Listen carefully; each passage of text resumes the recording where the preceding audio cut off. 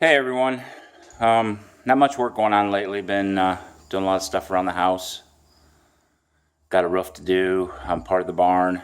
A few other projects, but just thought I'd give a little update. I haven't really done like a walk around of the car, so I thought I'd show you some of the major issues with the car, which really aren't too bad. Car's a pretty solid car. It only has 70,000 original miles on it. My grandpa didn't drive it very much. Basically, it was a go-to-town car and go-to-church on Sunday car type deal. He had a truck, a Dodge truck that he drove around the farm and used for his everyday vehicle. If he had to if he had to take my grandma to town or to church, this is what they used. Let me show you a little bit what I've done. Obviously you can tell I've done some work on the engine compartment. I've pretty much taken it down to bare metal. Everything's solid. I put a coat of POR 15 on it. Goal is to sand this, primer, and then get the engine compartment painted before winter gets here, before the weather gets cold. But that's kind of where I've been concentrating on right now. Front suspension, been buying parts for. K-member's been out, POR 15 on that also. But let me show you the rest of the car. Let me give you a little walk around. The major issue on the car is this right here. That is my worst spot on the whole car. So that I'm going to have to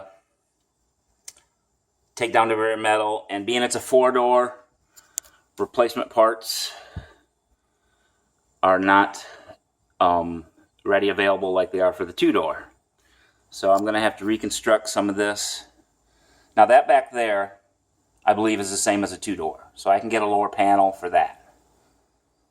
But and I should be able to get part of that lip off a 2-door also. But this part right here, I'm probably going to have to do some fabricating. And it's really not too bad. Let me show you the inside.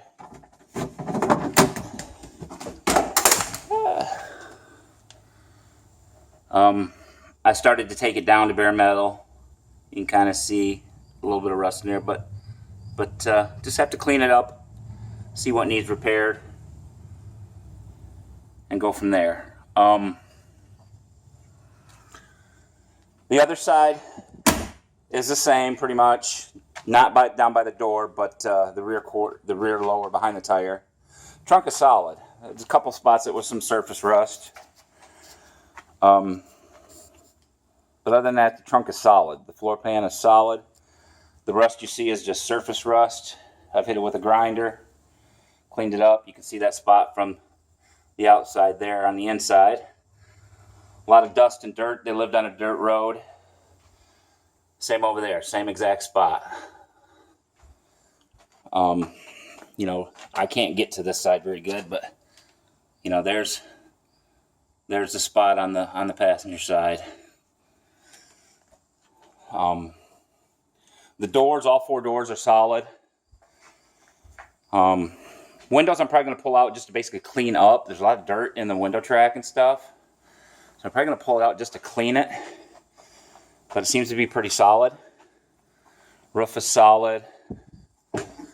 Bottom of the doors, very solid. A lot of dirt, a lot of cleaning.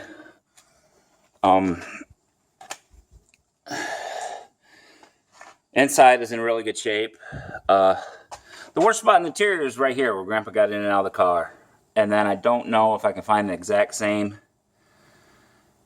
interior to replace it. So I'm probably just going to let that go as long as it can until it's no longer any good and starts ripping. But for the most part, it's still good. Let's get... I don't know if this light will work. There's the miles. 70,910. Now when I got it, it had about 68,000. And this was back in 92 or 93. I brought it home after my grandpa passed, and I put exhaust on it and did brakes, and I drove it a little bit one summer, so I put a couple thousand miles on it myself. So when I got it, it had roughly 68,000 miles on it. That's the dash. The dash is in great shape. I took the steering wheel out when doing the engine compartment. Factory AC car. But it's hard to see in here. It's kind of dark. But that's the inside. So, got a little bit of work ahead of me. Doors shut great, so I don't know if I even want to mess with pulling them off. But, yeah, that's pretty much the car. Interior is going to get new carpet, is about it. Going to leave the seats alone for now. Like I said, the worst spot on the whole interior is that front corner of the driver's seat. So I'll leave that, and then someday down the road, if it gets worse, then I'll see what I can do about replacing the interior. I really don't want to, but if I can't find the exact same interior, I guess I'll have to someday.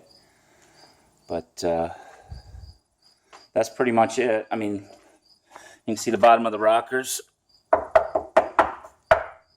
Solid as can be. Just that one spot I was talking about. I did notice that, a few years ago when I worked on this driver's side, apparently one of my grandparents had